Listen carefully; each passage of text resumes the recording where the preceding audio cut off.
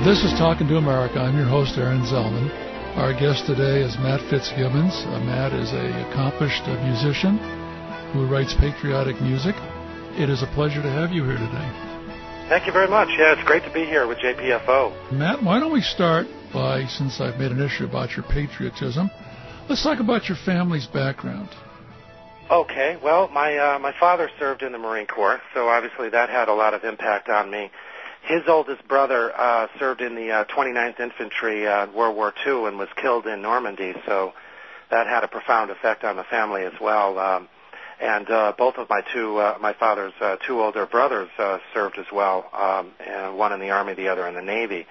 Let's see what else. My great-grandfather served during the Civil War in a Connecticut regiment. It was at the First Battle of Bull Run, and later when the unit was disbanded, he joined up again, I guess much to the chagrin of his wife, but he joined up again and went to Petersburg. So my family has something of a tradition of serving in the military, and I've always had a deep respect for what they do.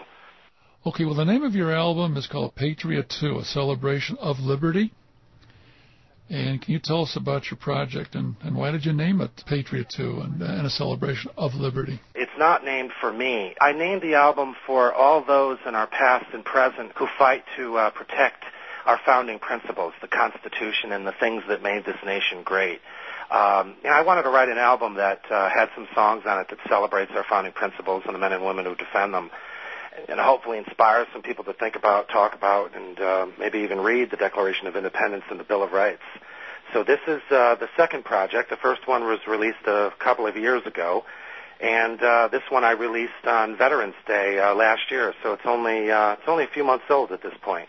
Quite often people talk about patriotism in America, but what is your definition of a patriot? That's really a great question.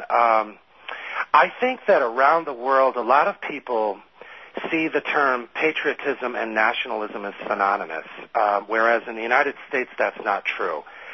And the reason I say that is because even up until, say, 1776, when a few people were still embracing, their being British citizens, they embraced these notions that were written in the Declaration of Independence and then later the Constitution and Bill of Rights.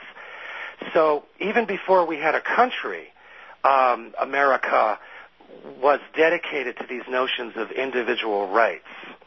And so, although around the world people associate patriotism with nationalism, that's not what it means in this country. You don't have to support the administration or anything else like that to be in love with the Bill of Rights, for example. And that, to me, someone who goes out of their way to protect them, JPFO is a great example.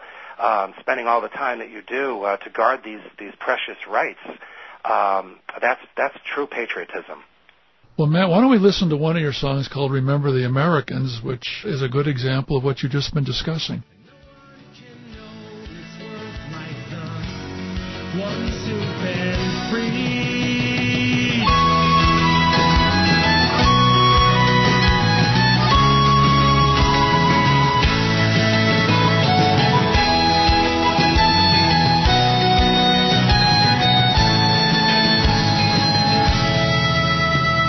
Well, I skipped Korea, but my son was sent to Vietnam. Made it home and had a daughter who's grown to look just like her mom. She graduates from the Naval Academy in the spring of next year. You'll never meet anyone smarter, and she's so sincere. She'll be on her way across the sea to fight for some stranger's liberty, and we won't know if she'll be back again. We just hope that you will remember the Americans. This one is kind of important to me because while I was recording it, I originally started with a guitar lead, and it wasn't right. I wanted to bridge the generational gap, and the project was taking a long time and costing a lot. And I actually went down to the local music store with about 6 pounds worth of quarters in my pocket to go buy the harmonica. So I picked up the harmonica, and on my way out of the store, I thought to myself, well, someday maybe I could tell this story, and it'll be a funny little anecdote. And I thought, I laughed a little, and then it dawned on me, well, thank God it wasn't pennies. So. Who is doing all the performing on Patriot 2, Matt? Well, it's primarily myself. I wrote all the music and the lyrics. I do the vocals, guitars, bass, drums, harmonica, recording and engineering and such. A good friend of mine, Jay Silverberg, his rock name is Rock Nurse. He's actually a registered nurse. He plays the lead guitars on most of the tracks. And then a good friend of mine, also son of a Marine, Gene Caverly, he plays lead on the fourth track, No One to Blame. And finally, Gary Fulton of Sonic House Productions did the mixing and final mastering for it. So it's pretty much myself in terms of the marketing and the website, the promotion, and all the rest of it. It's a lot of fun, a lot of hard work. This would be a good time, perhaps, for you to give people your website address so they can find out more about your album. Thanks. Thanks for the opportunity for the plug. Yes, it's patriotmusic.com. Pretty easy to remember, patriotmusic.com. I also, the track that you played, Remember the Americans, I went down to the National Archives in Maryland just a couple of months ago and poured through several tens of thousands of photos of, photographs of combat that American veterans had been in over the course of the last century approximately, and put them together into a video that's free on my website for the song Remember the Americans. And it tells the story of a fictional family that fought from World War I to the present, and ends talking about the protagonist's granddaughter and how she'll be serving as well. And the point of the song is that Americans have had a long tradition of fighting overseas for strangers' liberties, and we need to remember them and what they've done. What kind of comments do you get about your CD? I've got a lot of interesting. It kind of ranges. It depends. For example, veterans and things will contact me, or families of veterans, and say how important it is to them.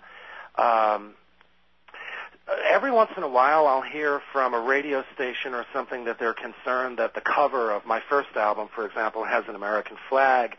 And I was told flat out, not mentioning any names, but they said, no, none of the DJs here will play that because it's going to look too Republican to them. So every once in a while, those who haven't heard it are concerned that there's overt politics in it. But there really isn't any politics. If you believe in the Bill of Rights and the Declaration of Independence, there's absolutely nothing political about the music. But generally speaking, anyone who's heard the music has a lot of great things to say. So I'm getting a tremendous amount of support, which is it's fantastic. America was meant to be a republic, not a socialist democracy. That's an interesting point. For me, I grew up in Connecticut originally, but I had a lot of friends from other countries. And I lived in Asia for a couple of years, went after high school, before college, and then back again after college. After that, I taught in Manhattan to international students. My point is that I came to the conclusion that although we're made up of all of these people from different cultures, there's still something that distinguishes the United States from the rest of the world. And that's our founding principles.